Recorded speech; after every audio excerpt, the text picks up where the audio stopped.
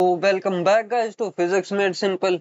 आज इस वीडियो के अंदर हम एनएलएम की कुछ कंसेप्चुअल प्रॉब्लम सॉल्व करेंगे। I have got some interesting questions for you जो कि आपके एनएलएम के कंसेप्ट्स को सुपर क्लियर करेंगे। So let's start. As you can read in the question, two objects A and B are thrown upward simultaneously with the same speed. The mass of A is greater than the mass of B. Suppose the air exerts a constant and equal force of resistance on the two bodies. The two bodies will reach the same height. A will go higher than B, B will go higher than A. Any of the three may happen depending upon the speed of the objects thrown. So, like, I will read the questions, and what you have to do is you have to stop the video and think of it for yourselves. Take some time and solve the problem by yourself. अगर solution आपको नहीं मिलता है, then continue with the video. So I guess आपने देखा होगा question, इसका solution है B. A will go higher than B. D क्यों नहीं होगा? क्योंकि यहाँ पे हम देख रहे हैं सेम स्पीड है आपकी. सो क्या हो रहा है यहाँ पर, मास A का ज्यादा है B से, दोनों सेम स्पीड से ऊपर फेंके गए हैं. अभी यहाँ पे आपका A हायर देन B जाएगा सेम वेलोसिटी पर, बिकॉज उसका इनर्शिया ज्यादा है. और इनर्शिया हमें पता है क्या होता है, the tendency of a body to resist change in its motion. किसी बॉडी की टेंडेंसी ज्यादा होना अपने मोशन में चेंज को रेजिस्ट करने की, उसका इनर्शिया होता है. तो ऑफ कोर्स ए का मास ज्यादा है तो उसका इनर्शिया ज्यादा होगा. इसी वजह से A will go higher than B. Keep this in mind कि अभी मतलब वैसे मैथमेटिकल फॉर्म में लिखो तो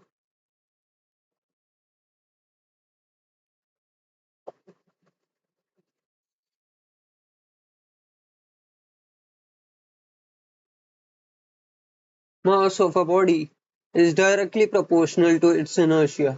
जितना ज्यादा मास उतना ज्यादा inertia. That means उतना ज्यादा change resist करेगा वो. Now this is an interesting question. Take some time in it. So question क्या कहता है?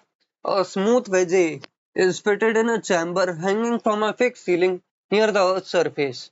Near Earth's surface.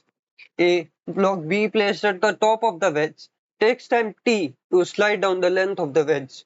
If the block is placed at the top of the wedge and the cable supporting the chamber is broken at the same instant, the block will take time longer than t, shorter than t, remain at the top of the wedge या फिर jump off the wedge. FBD बनाते हैं हम. NLM के अंदर सबसे पहले ये काम होता है कि आप FBD ड्रॉ करें. एक चैम्बर ड्रॉ करा हमने, उस पे क्या हो रहा है, एक आपका इंक्लाइन है से थीटा, है ना, और आपका यहाँ पर वेज का नाम ए है और आपके ब्लॉक का नाम बी है.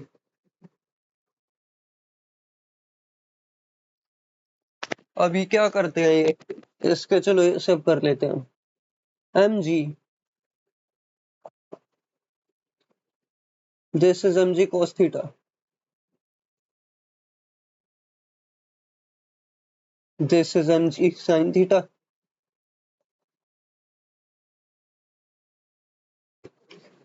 अभी ये क्या कर रहे हैं यहाँ पर, ये कट करते रहे.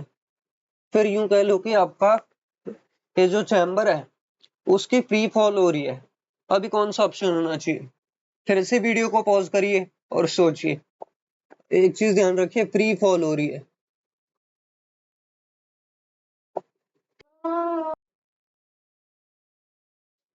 So I guess you guys thought about it.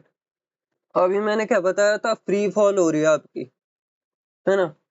तो जब लिफ्ट वगैरह के प्रॉब्लम्स आपने करे होंगे, किसी भी इन फ्रेम ऑफ रेफरेंस की फ्री फॉल होती है, उसके अंदर जो बॉडी होती है उसमें एक सूडो फोर्स इंट्रोड्यूस होता है. से फ्री फॉल हो रही है, एक्सेलरेशन से नीचे जा रहा है वो, ये एक्सेलरेशन जी के इक्वल है, मतलब ग्रेविटी के एक्सेलरेशन के इक्वल है, वो नीचे जा रहा है.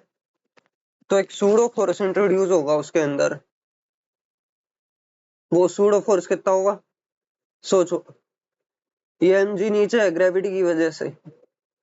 आपका एक्सेलरेशन ये है जो कि g के इक्वल है। ऑब्जेक्ट का मास m है।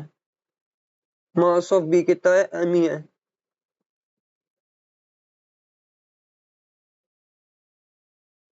सो आपका सूडो फोर्स हो जाएगा mg। दैट मीन्स जितना यहाँ पर mg है उतना ही सूडो फोर्स mg हो जाएगा। आपका mg cos थीटा भी कैंसिल आउट हो जाएगा, नॉर्मल फोर्स आपका ये भी, मतलब आपका सूडो फोर्स आपके ग्रेविटेशनल फोर्स को परफेक्टली कैंसिल आउट कर देगा। मतलब इस सिचुएशन के अंदर it will remain at the top of the ways, क्योंकि आपके फोर्सेस बड़े अच्छे से कैंसिल आउट हो गए। So that's the point. Next move on, let's move on to the next question.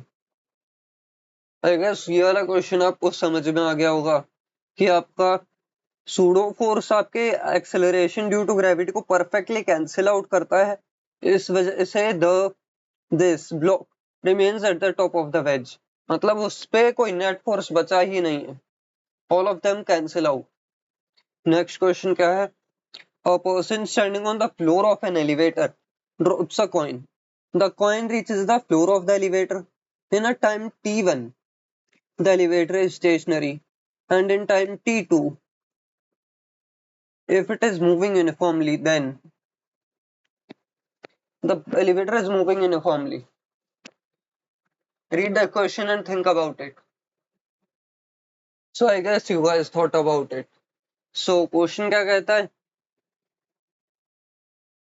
Elevator है, पहले केस में वो स्टेशनरी है और दूसरे केस में वो मूव कर रहा है यूनिफॉर्मली।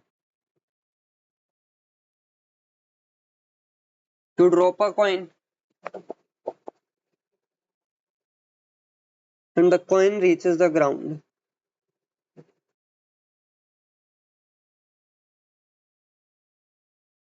in time t1.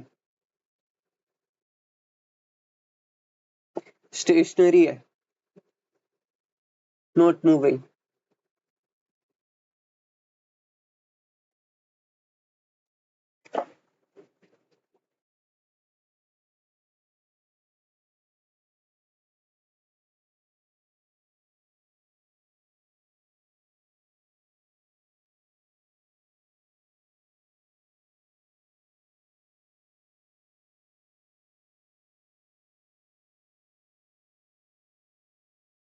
इस केस में आपका एलिवेटर मूव कर रहा है विद यूनिफॉर्म वेलोसिटी से नीचे जा रहा है वो,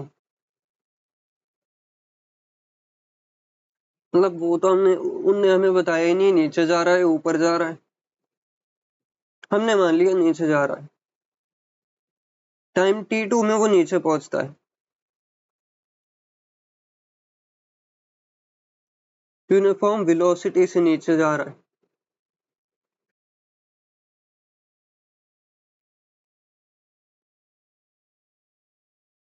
सो हमारे ऑप्शंस क्या कहते हैं? t1 इक्वल्स टू t2, या फिर t1 less than t2, t1 greater than t2, या फिर t1 ग्रेटर देन t2, या फिर t1 less than t2, depending upon elevator आपका ऊपर जाता है नीचे जाता है। ये आपको सही हो सकता है, ऐसे लगे सही लगे, बट ये सही नहीं है। The correct answer is this, t1 equals to t2। अभी इसके पीछे पॉइंट क्या है? पॉइंट उसमें ही छुपा है जो मैंने अंडरलाइन करा था, इट इज मूविंग यूनिफॉर्मली।